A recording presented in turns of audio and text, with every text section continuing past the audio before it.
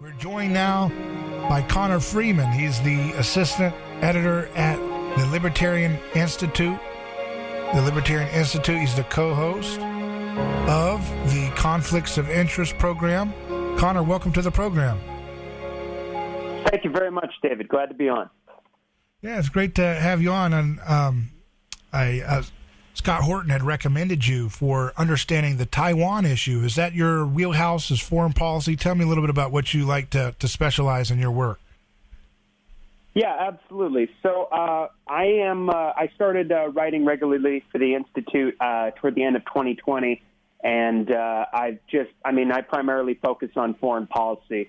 And one of the things, usually I'm covering Iran and Russia and China news. And one of the things that I've done quite a bit since last year is, along with my colleague, my partner, Kyle Anslone on Conflicts of Interest, and also our Justin Raimondo fellow at the Institute, Patrick McFarland, we've covered quite a bit of the new Cold War with China and these escalations that are concurrent with the new Cold War with Russia. And we've been sounding the alarm about this stuff for quite a while now, especially under Biden, where it seems like the escalations with China, I suppose with all three, but particularly China and Russia, took off as soon as he came into office, which I don't think people really noticed until things like what happened with Pelosi's trip just here earlier in the month. Yeah, and first of all, why would we be doing provocations with China? There's a narrative in the conservative world that, there's evidence, of course, of Hunter Biden having connections with China's top spy chief and other things like that. So how does that connect when you have that as a background context, I'll be honest. I'm not as up to date on all the Hunter Biden controversies. But what is quite interesting about Biden's policy is he sort of what's very interesting about the Biden administration is that they came in and essentially picked up where the Obama administration had left off. So in 2011, they announced something called the Asia Pivot, which is the largest military buildup since World War II, shifting 2/3 of all U.S. air and naval forces to the Asia Pacific and increasing the naval presence in waters near China, particularly the South China Sea, doing what they call freedom of navigation operations, which are based on false premises, the UN Convention Law of the Seas that we're not a party to, and we just go in and reject all of the Chinese claims in the South China Sea, where all the other nations there have overlapping claims over these various rocks, reefs, islands, and archipelagos. But meanwhile, we sail the Seventh Fleet is constantly making these provocations by, violating Chinese territorial claims and, sailing warships at the Taiwan Strait and things like this. And also part of the Asia Pivot is surrounding China with hundreds of bases. So once Donald Trump came into office and launched his trade war with China, which you could argue with the Trans-Pacific Partnership and things like this, Obama was trying to keep China out of things like that as well.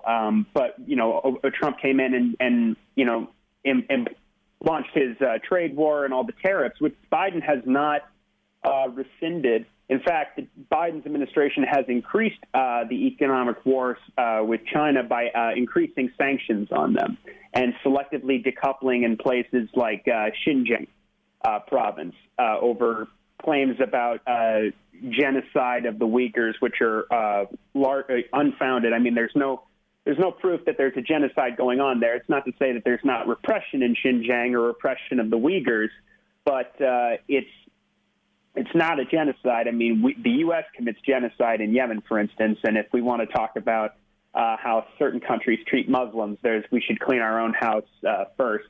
But the thing is Biden came in and vastly ramped up the escalations. Last year they flew something like more than 2,000 spy planes and military planes in the South China Sea, the East China Sea, and the Yellow Sea. Biden nearly doubled the number of aircraft carrier strike groups in the South China Sea over what Biden was doing in the year what Trump was doing in the year prior.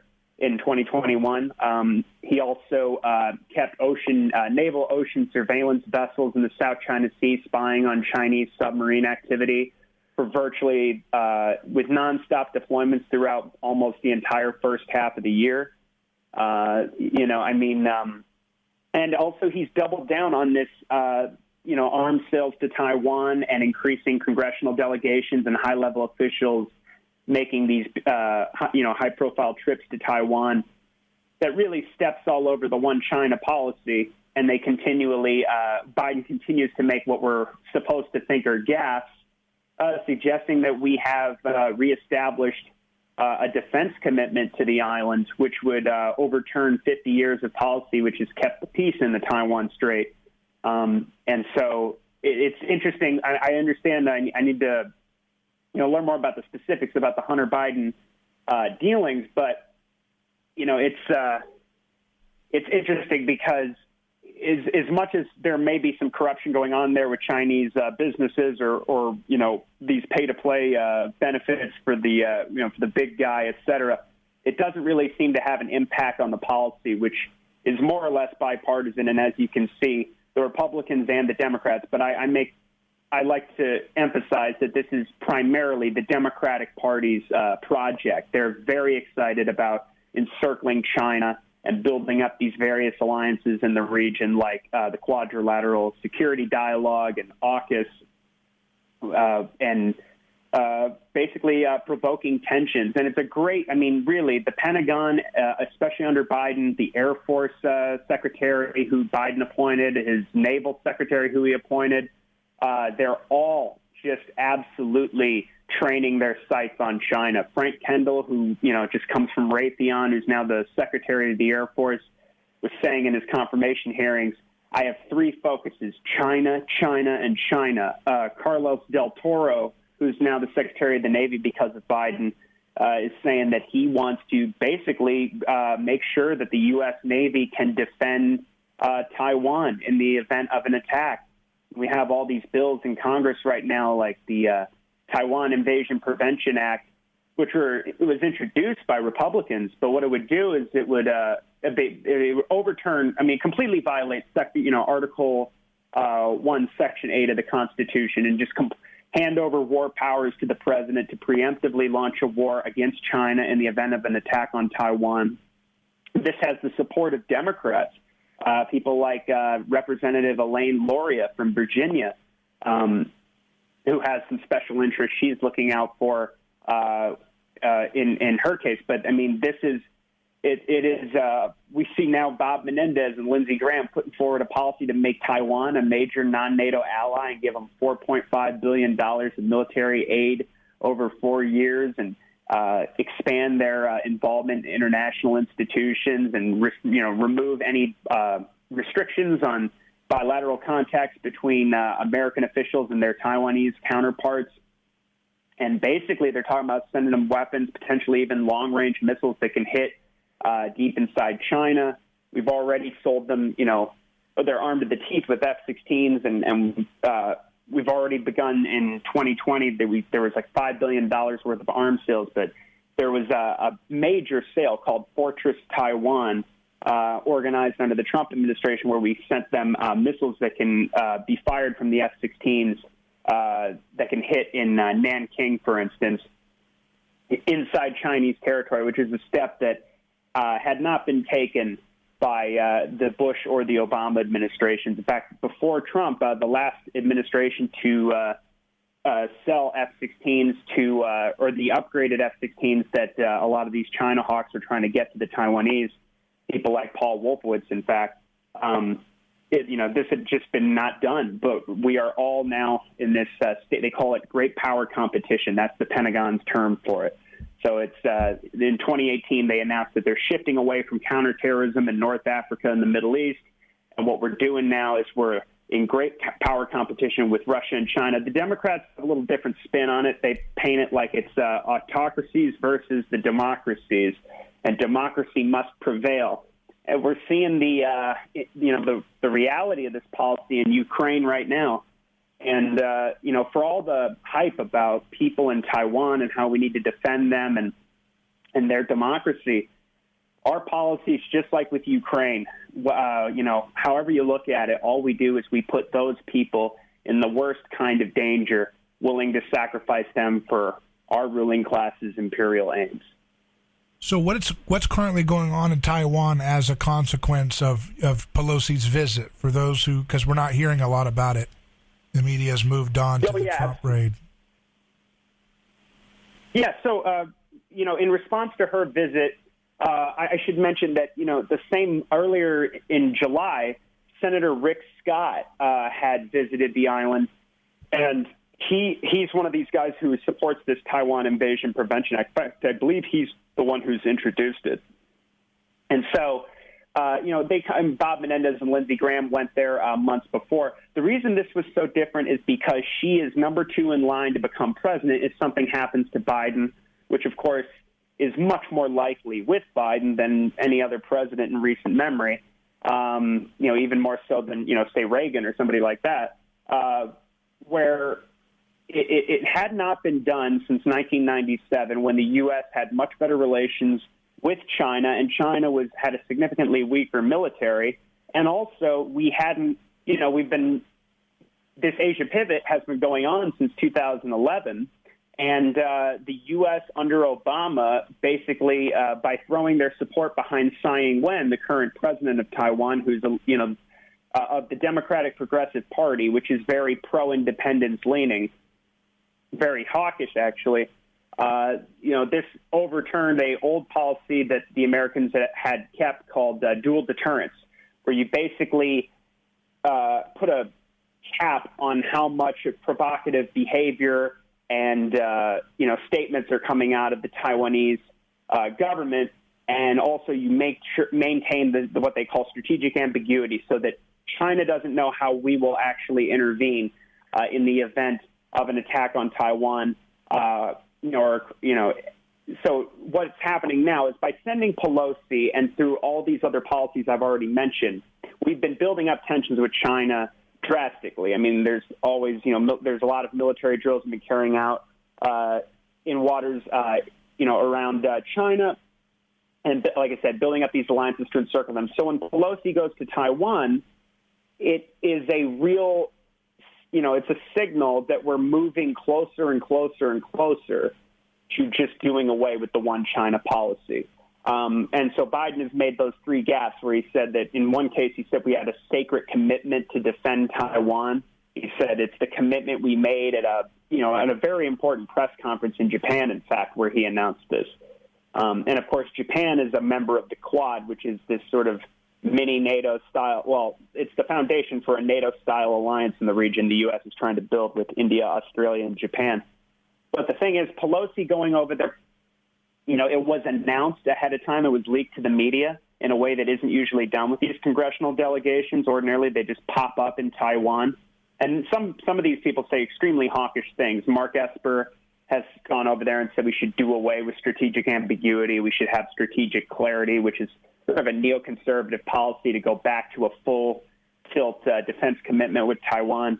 And so this had been out, in the media. So they had said Biden had announced that the military didn't think it was a good idea, that tensions were high, and that this would be a major provocation and could potentially cause a crisis in the Taiwan Strait, which it did. In fact, I mean, they've launched, since Pelosi's visit, the Chinese have done several things. They've launched their largest military drills around the island ever, including by, firing missiles over the island, simulating a blockade on Taiwan, sending military planes and warships over the median line, which is, drawn basically, if you look at a map, it cuts the Taiwan Strait in half. And this is something that they do not ordinarily do. But now it's happening regularly, almost every day when they do drill. For at least 6 or 7 days after Pelosi's visit, this is what they were doing. And they've said that it's going to be a recurrence. One of the other things they did that was unprecedented, even though they don't recognize the independence of Taiwan, and most of the world doesn't, they sailed warships within, I believe, 12 nautical miles of the island itself, which is if it was its own country, that would be a violation of its territorial waters. And again, this is the sort of thing I was saying that the U.S. does when we sail. We do the same thing with our freedom of navigation operations. We send warships within that distance of Chinese claimed islands or features in the South China Sea.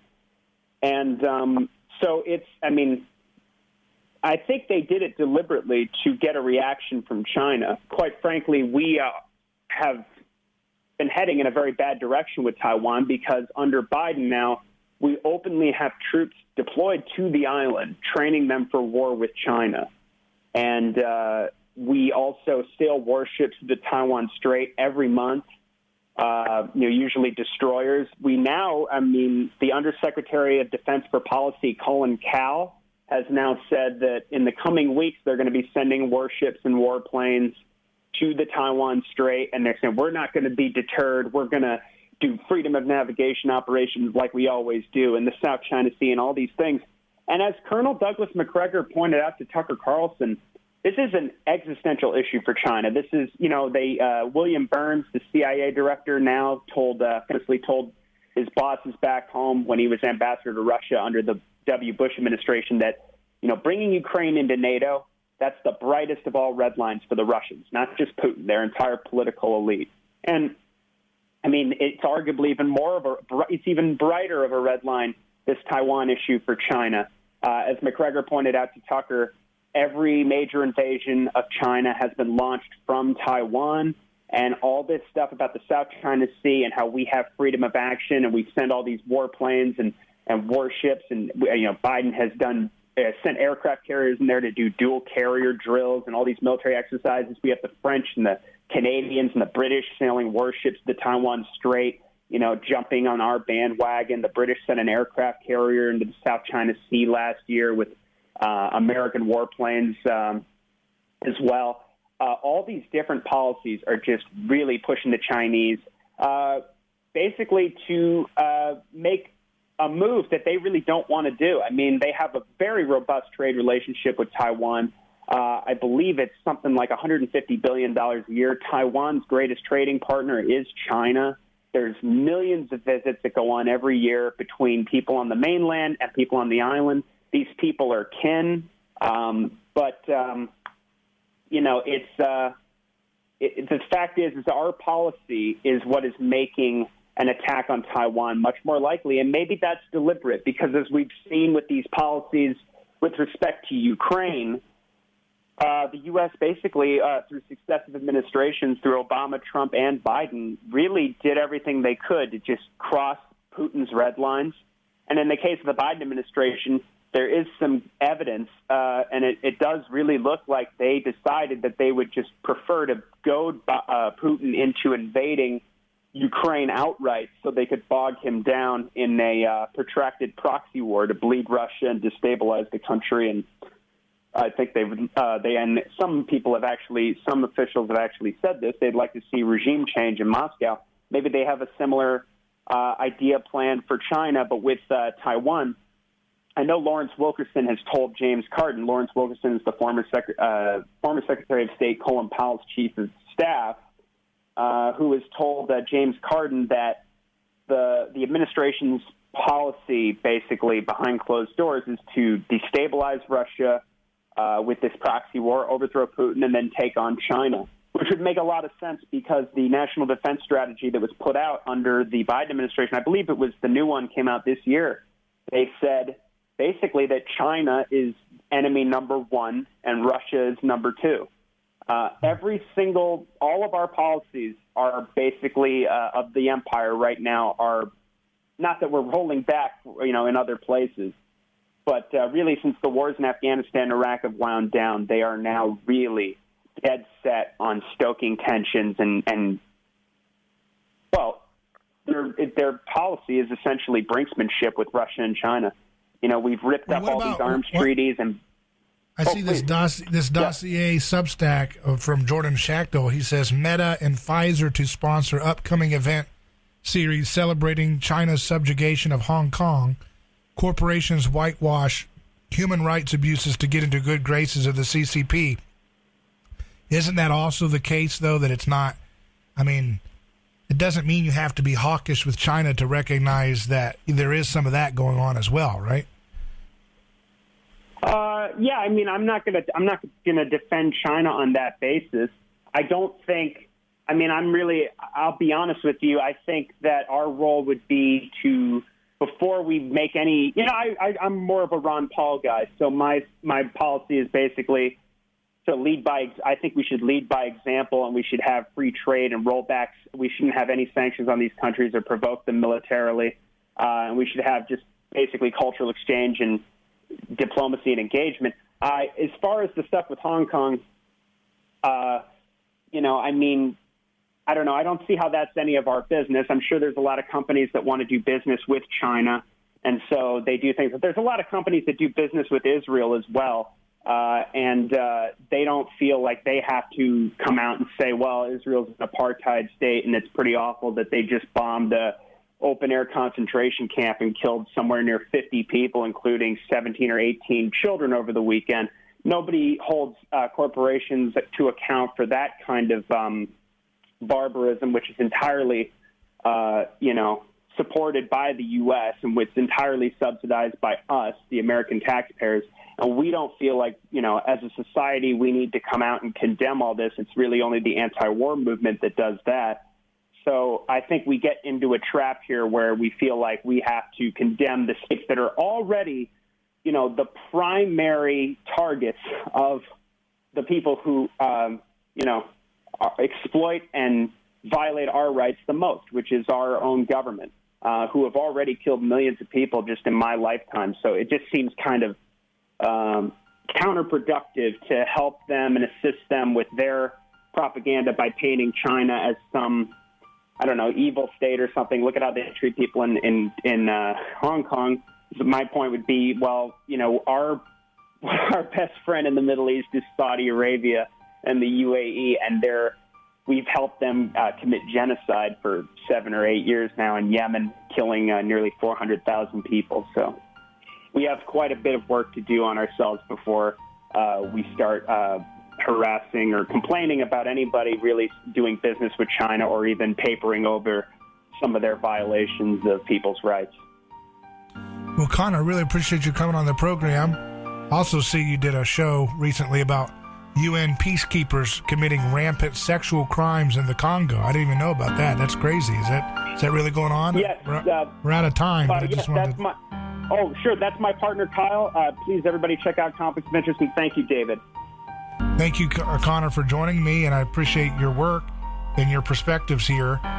Your website, libertarianinstitute.org, correct? Yes, sir. Very good. Thank you very much. That's it for Neighbor's Choice day.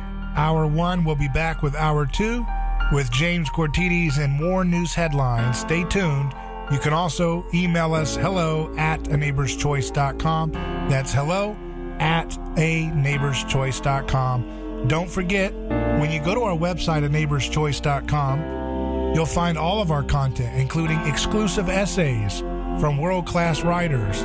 You'll find all kinds of podcasts, video nutrition podcasts with Tucker Goodrich, and a whole host of folks empowering you and getting all kinds of problems out of people's lives through nutritional correction.